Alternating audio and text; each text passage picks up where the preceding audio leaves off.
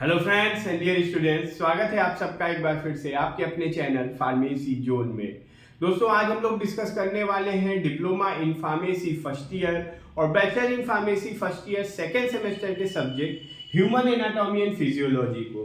Human anatomy and physiology के diploma in pharmacy first year के chapter 8 का topic हम डिस्कस करेंगे और ये टॉपिक बैचलर इन फार्मेसी के सेकेंड सेमेस्टर के यूनिट 3 का पार्ट है और टॉपिक है हमारा रेस्पिरेटरी सिस्टम। जी हाँ, आज हम लोग डिस्कस करेंगे रेस्पिरेटरी सिस्टम के बारे में और ये बहुत ही इंपॉर्टेंट टॉपिक है। बहुत ही इंपॉर्टेंट टॉपिक होने के साथ साथ ये हमारी बॉडी का, ह्यूमन बॉडी का बहुत ही इंपॉर्टेंट सिस्टम है। तो आइए जानते हैं इसके बारे में, क्या होता है रेस्पिरेटरी सिस्टम, कौन कौन से ऑर्गन्स होते हैं इसमें और कैसे काम करते हैं। तो आइए शुरू करते हैं। शुरू करने से पहले अगर अभी तक आपने चैनल को सब्सक्राइब नहीं किया है तो जल्द से जल्द चैनल को सब्सक्राइब कर लें ताकि आपको मिलती रहे regular video lectures and free PDF note. तो आइए शुरू करते हैं दोस्तों। रेस्पिरेटरी सिस्टम, ये जो वर्ड है, ये जो टर्म है, सिस्टम का मतलब होता है, सिस्टम की जनरल मीनिंग होती है तंत्र। तंत्र का मतलब जिसमें कई सारी चीजें मिलकर एक साथ एक जैसा काम करें, उसी को हम कहते हैं सिस्टम। तो यहाँ पे क्या होता है, यहाँ पे हमारी बॉडी में सिस्टम का मतलब क्या होता है, जहाँ पे कई सारे ऑर्गन, एक जैसा काम करने वाले ऑर्गन्स एक साथ आते हैं तो वो मिलके बनाते हैं, यानी group of organ similar function, similar work करने वाले ऑर्गन्स एक साथ आके सिस्टम बनाते हैं। तो यहाँ पे जो सिस्टम है जिसके बारे में हम बात करने वाले हैं, that is respiratory system. Respiratory system, ये जो वर्ड है ये बना हुआ है रेस्पायरेशंस। रेस्पिरेटरी बना हुआ है किससे? रेस्पायरेशन से। और रेस्पायरेशन क्या होता है, आप सबको पता है कि जो हम सांस लेते हैं, इस यानी कि जो हम सांस लेते हैं, सांस लेने में क्या होता है, गैसियस एक्सचेंज होता है। गैसियस एक्सचेंज में क्या होता है, देखिए हम जब सांस लेते हैं तो जो सांस लेने की प्रक्रिया है वो कैसे होती है, पहले हम सांस इनहेल, मतलब एक रेस्पिरेशन जो है उसमें दो प्रोसेस होती है, इनहेल और एक्सहेल। इनहेल करते हैं हम, मतलब सांस अंदर लेते हैं, और एक्सहेल करते हैं यानी सांस बाहर छोड़ते हैं। और इसमें क्या अंदर लेते हैं और क्या बाहर छोड़ते हैं, तो इन दोनों में ही हम क्या लेते हैं, गैसेस, यानी हम गैस को ही अंदर लेते हैं, इन्वायरमेंट में जो मौजूद गैस है उसको अंदर लेते हैं और बॉडी से हम गैस को बाहर निकालते हैं। तो कौन सी गैस को हम अंदर लेते हैं, दैट इज ऑक्सीजन और कार्बन डाइऑक्साइड यानी CO2 का हम एक्सहेल करते हैं। तो ये जो सांस को लेने की और सांस को छोड़ने की प्रक्रिया है, इन इनहेलेशन और एक्सहेलेशन को ही कंबाइंड वे में कहा जाता है क्या, रेस्पिरेशन। तो यानी कि हम सिस्टम, रेस्पिरेटरी सिस्टम यानी ये जो प्रक्रिया है, इस प्रक्रिया को क्या कह सकते हैं, गैसियस एक्सचेंज।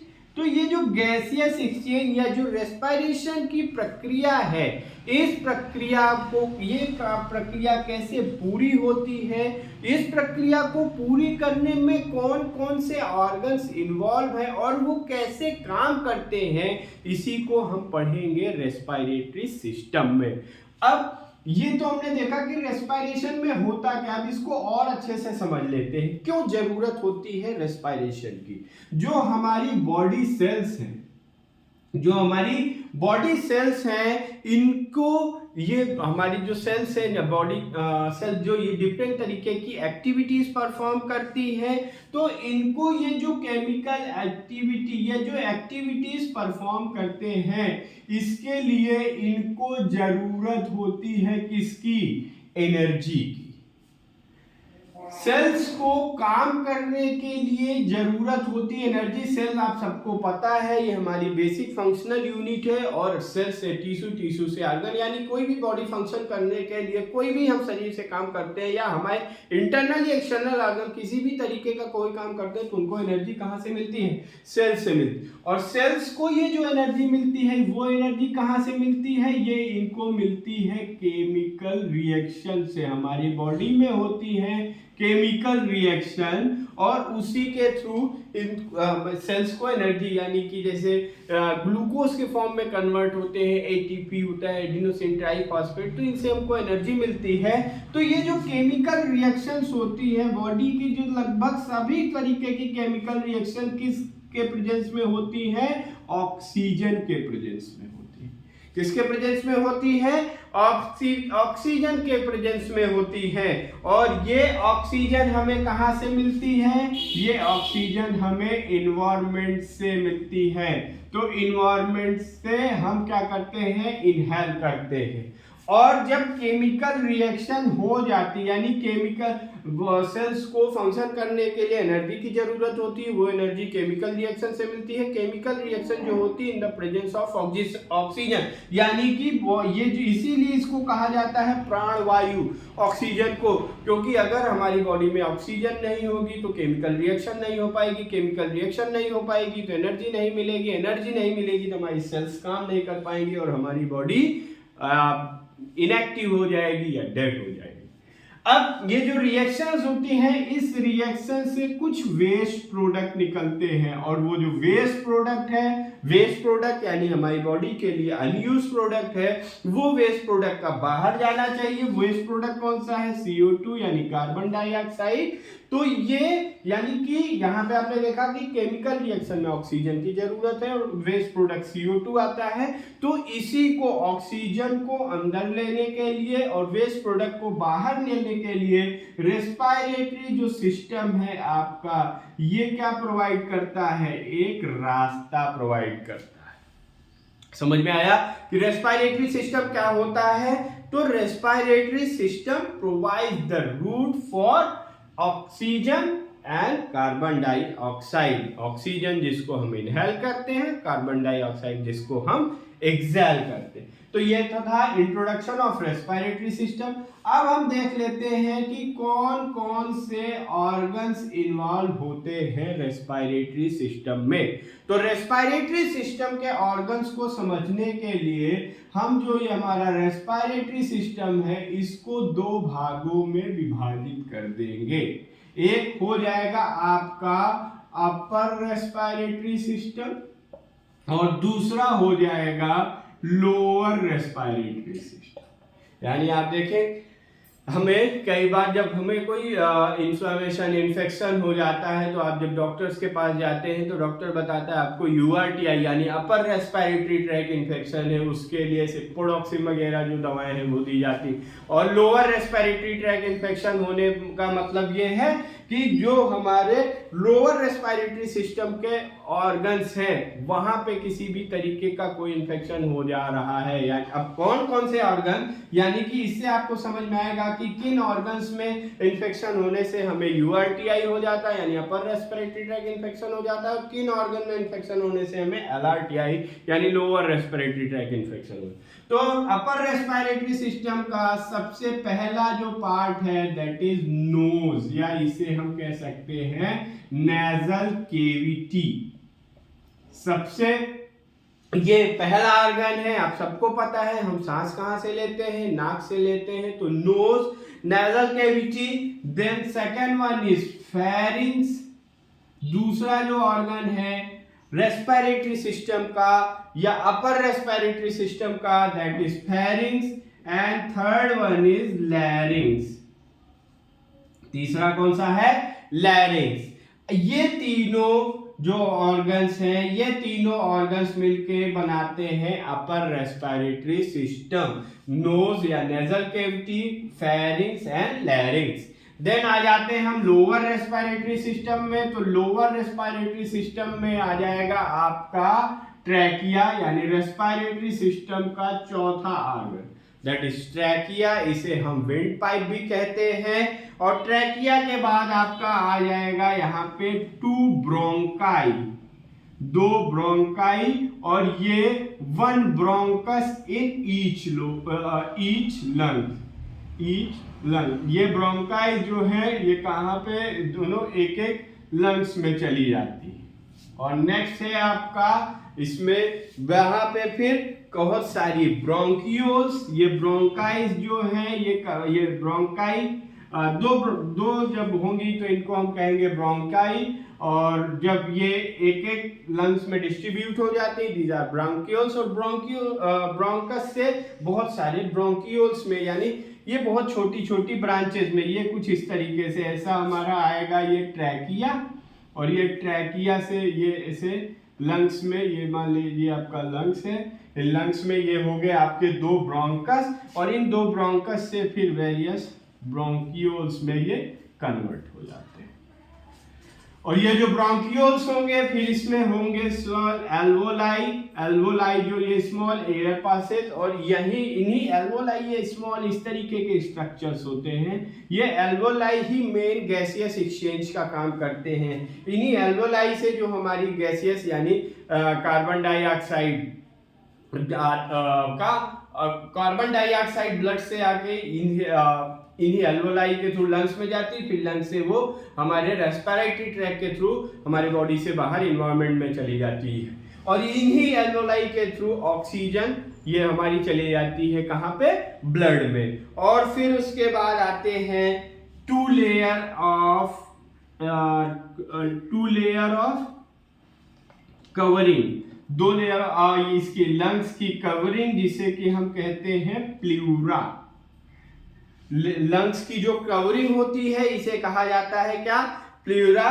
फिर आएगी आपकी इंटरकॉस्टल मसल, इंटरकॉस्टल मसल, ये इंटरकॉस्टल मसल इसको हम मसल ऑफ रेस्पिरेशन भी कहते हैं।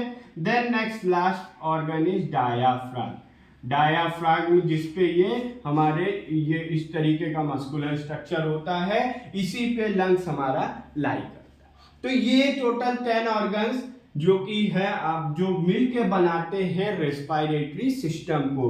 अब और रेस्पिरेटरी सिस्टम दो पार्ट में डिवाइड होता है, अपर रेस्पिरेटरी सिस्टम में, lower respiratory system. Upper respiratory system में नोज, फेरिंक्स, लैरिंक्स, और लोअर रेस्पिरेटरी सिस्टम में होंगे आपके trachea, two bronchi, bronchioles, alveoli, layer of covering of lungs that is pleura, and intercostal muscle, then diaphragm. अब हम आज discuss करेंगे आपके अपर रेस्पिरेटरी सिस्टम के बारे में। आज हम पढ़ेंगे कि अपर रेस्पिरेटरी सिस्टम के जो ऑर्गन्स हैं उनके बारे में जानेंगे और उनके फंक्शंस के बारे में जानेंगे। तो आपको सबको पता है कि अपर रेस्पिरेटरी सिस्टम या रेस्पिरेटरी सिस्टम का जो फर्स्ट ऑर्गन होता है वो होती है क्या, नोज या नेजल केविटी। नेजल केविटी जो होती है ये इसमें एक लार्ज इरेगुलर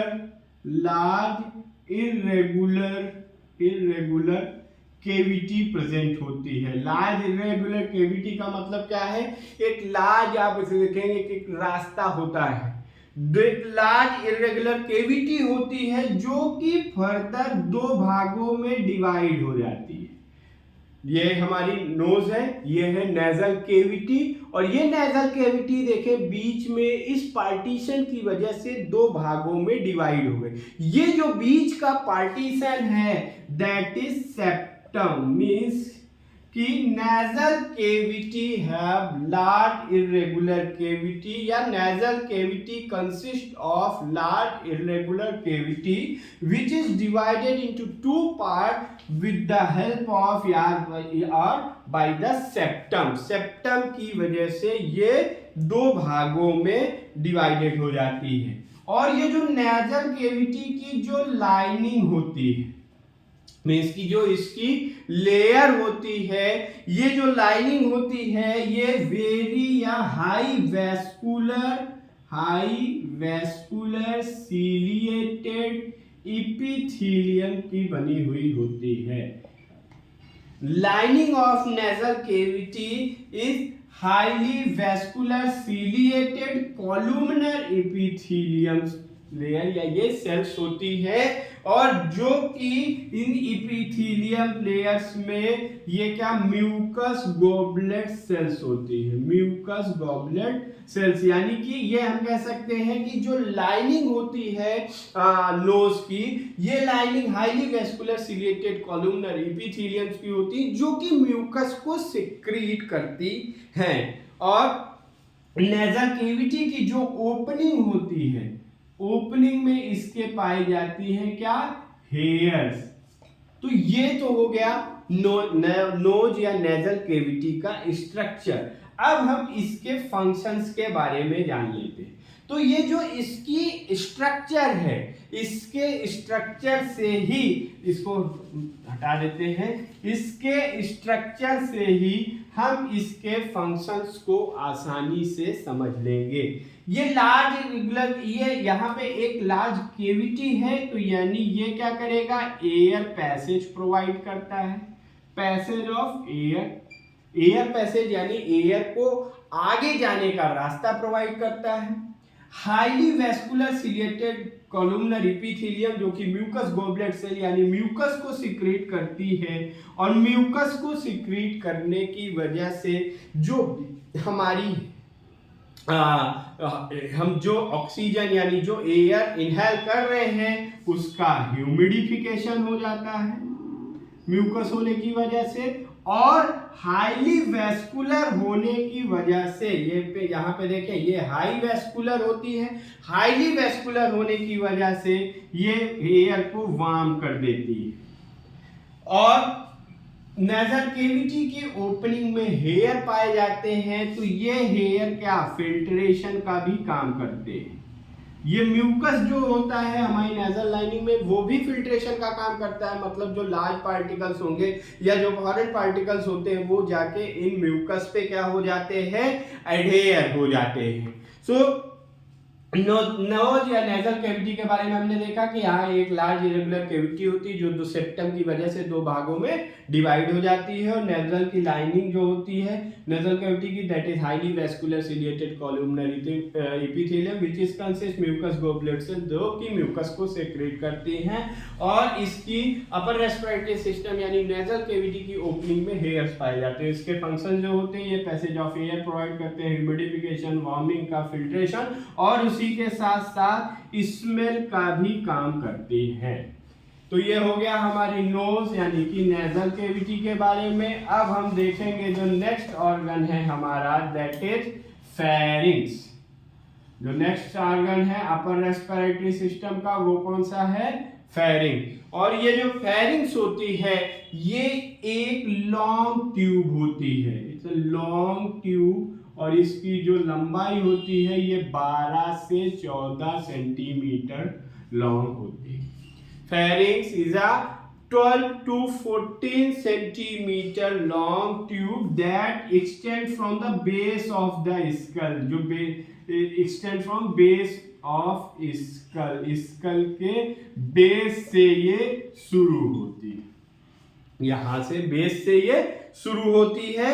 उसके बाद जो फेरिंग्स है हमारी, फेरिंग्स 3 भागों में डिवाइड होती है, nasopharynx, nasopharynx, oropharynx and laryngopharynx. Nasopharynx, oropharynx and narizopharynx. Nasopharynx is a nasal part of pharynx. Oropharynx is a oral part of pharynx and it's a laryngeal parts of pharynx. मतलब ये जहाँ पे टंग start होती वहां तक pharynx होती है, तो ये nasal part, और यानी कि ये जो थर्ड से लेके 6th वर्टिब्रा तक जो हमारी pharynx है वो सिचुएटेड होती है। और pharynx जो होती है, pharynx में 3 टिश्यूज होते हैं, एक म्यूकस मेम्ब्रेन लाइनिंग होती है, फाइब्रस टिश्यूज होते हैं और मसल टिश्यूज।